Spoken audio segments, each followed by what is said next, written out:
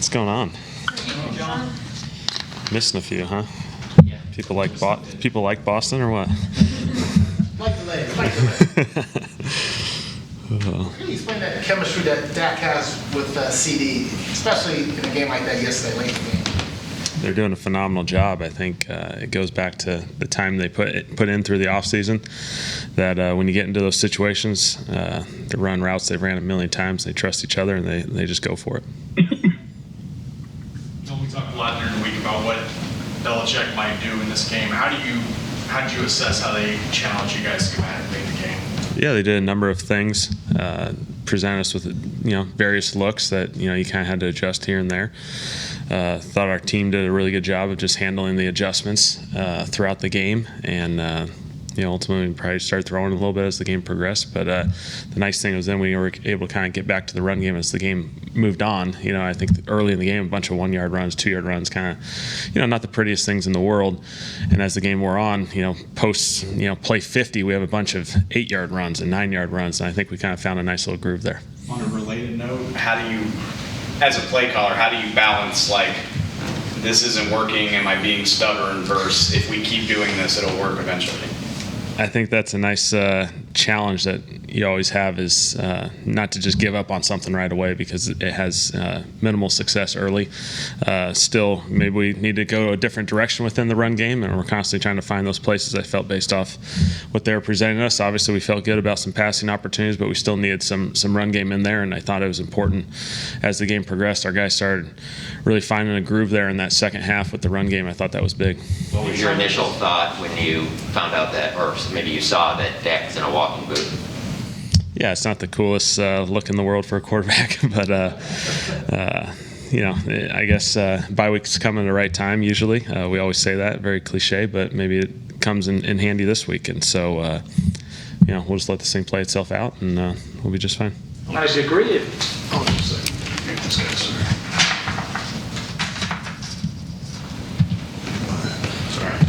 On a degree of the difficulty scale, where do you rank Cedric Wilson's catch on that fourth down? Ced's catch was incredible. I think it was pretty remarkable, big time play. Really good coverage. The guy was right there. Ball ended up being a higher throw, and he was able to go up and grab it and still get his feet in bounds. It was incredible.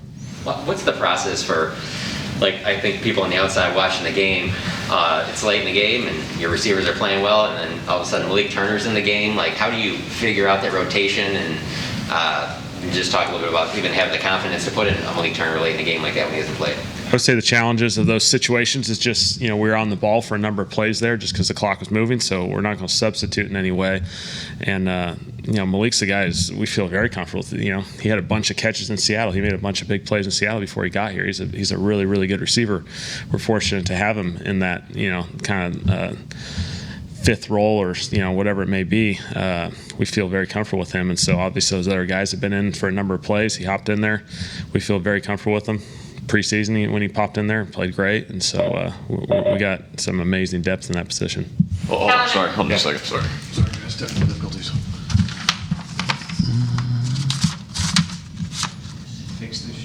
Fix this stuff, yeah. Guessing red's not good. No, I'm trying to get on mute. You guys hear us? It's a big button. Yeah, we do that. There we go. Nice job. It's a mute button. What's up, guys? How's Boston? Kellen, obviously the number one goal is to win, but when you hear that your offense had more yards than any Bill Belichick defense has ever given up, and that Dak threw for more yards than any, what's going through your mind, and what do you think works so well to get those numbers? I would say it's a credit to our guys' resiliency. There's a lot of adverse situations in that particular game, and it was really awesome really to watch in reflection when you watch the film as to how many times we end up in a 1st and 20, and then the next play we get 20 yards and we're in the first down, and we get another penalty, maybe it is, or a negative play, and then bounce right back and we handle it. And so our guys just kept going, and I thought it was awesome to see, and our guys responded really well. Mike Churchill had an outstanding 1st and 20 offense. What is the mindset in those plays? And you've got Dak rebounding them, but how can you avoid getting in those situations in the future? I would say obviously there's a patience element of that. You're not going to usually get all 20, and so be patient with it. At the same time, Dak, I think, in multiple occasions was able to buy some time. Maybe the pass rush wasn't as prominent in that game, and so he's able to kind of escape, buy some time, and he found guys that were kind of getting into what we call scramble drill, finding their plays, and shoot, at that point, it's basically basketball on grass or on turf in that scenario, and so guys are finding the open lanes and getting open. You look at the goal line plays from yesterday on tape. How do you evaluate that whole situation there, especially when Dak's reaching over and those kinds of things? You definitely evaluate it. Obviously, it's something that has creeped up on us a couple times now, and so it's frustrating. Obviously, from all standpoints, everyone a part of it. You're going to learn from it. Maybe if we do go down this scenario, is there something else we'd like to do? Obviously, these bye weeks are awesome scenarios to kind of go through a self-scout, self-reflection standpoint, and felt like we were as close as you possibly could be, I guess, in a couple of those scenarios, in the third down scenario in particular. And so the fourth down, I thought their guy made a phenomenal play, hitting the ball, and obviously something we're going to continue to look at. We got to find a way, and I feel very comfortable and confident that we'll find it. The game winner was thrown from the 35, I think, which is approaching makeable field goal range. What's the conversation there of like, are we looking for a field goal? Are we looking to end this thing right now? Just what's that dialogue? 35, certainly that kind of right there situation. I felt like we try and be a little bit aggressive there, maybe see if we can get a big play one more time after that, maybe chip away at it and put ourselves in a position to have as manageable of a field goal as we could. But at that point, I thought we were running the ball well. We kind of had that run game and play action off of it, kind of complementary plays going there for late in the fourth and in that overtime period. And so it was a play we had ran a few plays earlier. Felt like there was maybe more to it, and so we went back to it one more time, and CD was able to get open over the top. Has Dalton received more attention from a defense than he did yesterday, and what did the way the Patriots played him say about his development? Dalton's been having a phenomenal season. I think defenses more and more are recognizing those things, and so we got a number of guys who we feel very comfortable with getting the football to him. I think there was maybe potentially a little bit of attention drawn to him in a few scenarios, certainly when we watched it on film, and so other guys had opportunities, and I think that'll continue to go, and that'll be kind of the back and forth that a season takes. Guys start taking away other people. Okay, other people need to step up and take advantage of opportunities, and then it kind of comes full circle, and that's the history of a season.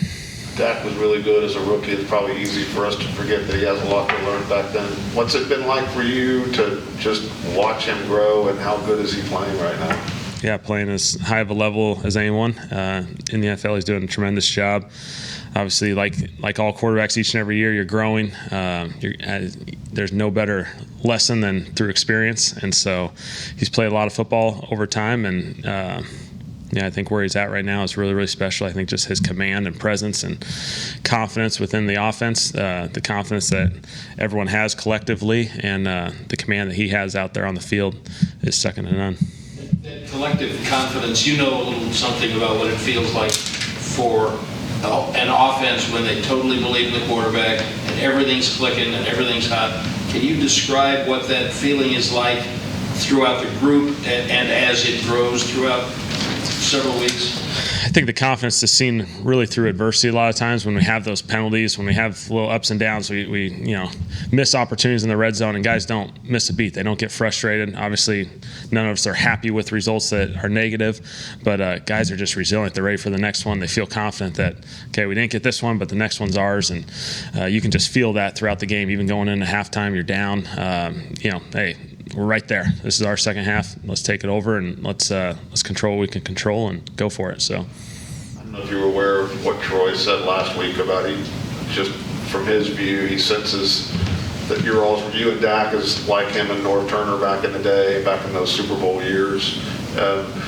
How seamless is that relationship? How much in sync are you guys? And is that why we're seeing some of what we're seeing offensively? I think for Dak and I, obviously, we've spent a lot of time together, most importantly, through the years. And so we've had a lot of football conversations. We've discussed a lot of things, gone through a lot of scenarios. And so anytime you're around someone for that long of time, I think there's a lot of things that are naturally built in that we can make adjustments throughout the game. Our coaching staff's in a similar situation. We got the same staff this year. Last year being the same staff, and so we're at a point, I think, where so many people are on the same page. We're able to make adjustments throughout games, and guys can communicate really well. And I think we're in a special spot.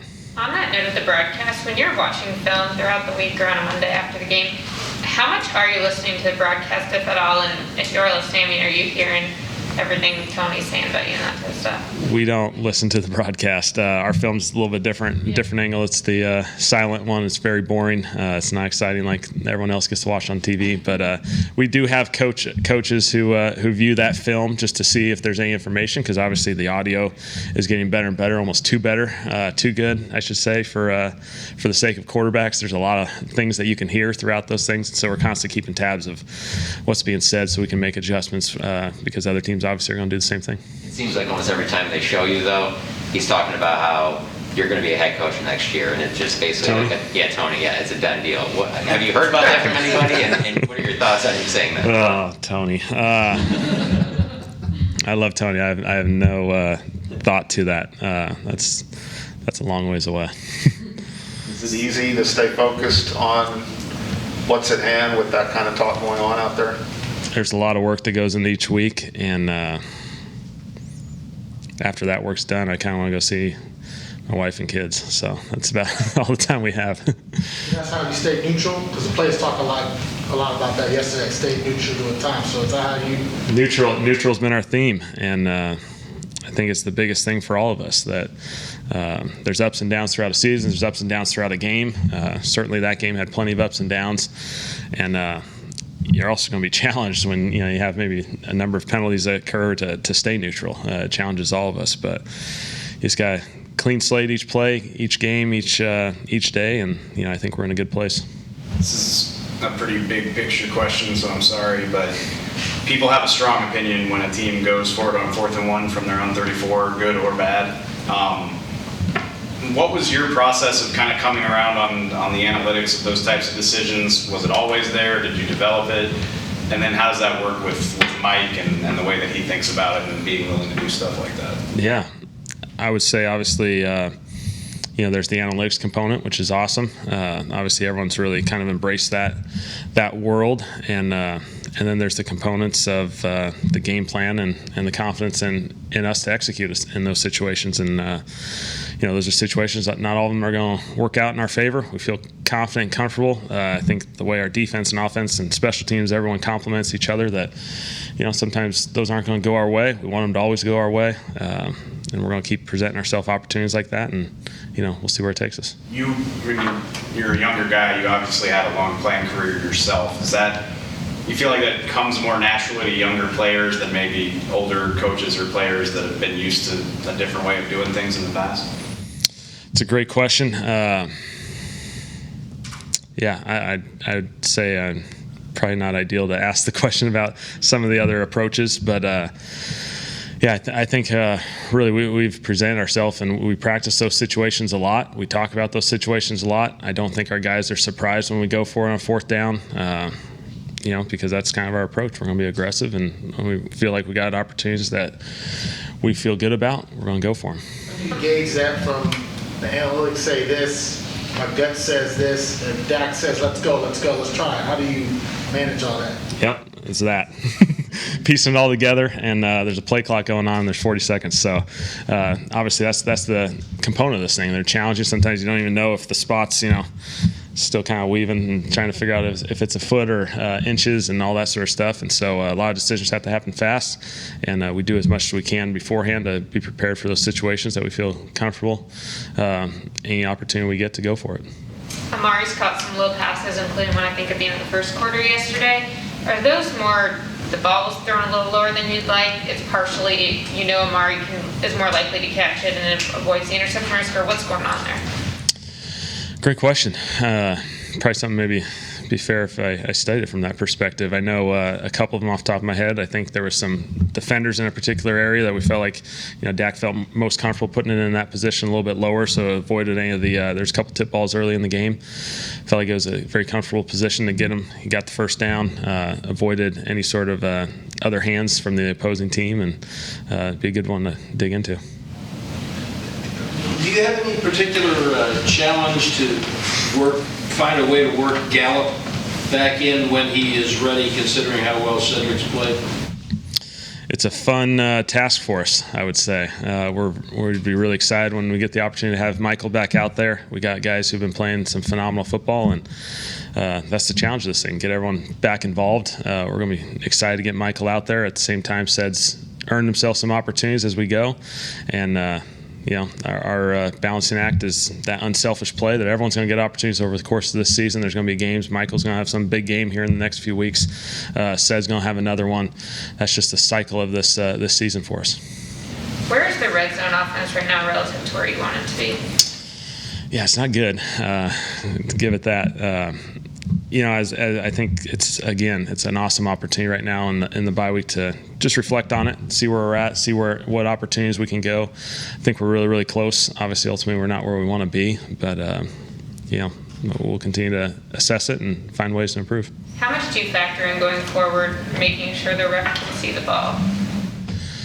It's a very fair question. I think it's maybe something we'll dig on, see if there's something else that is out there. We'll look into it. All right, thanks, Kellen. All right, thanks guys.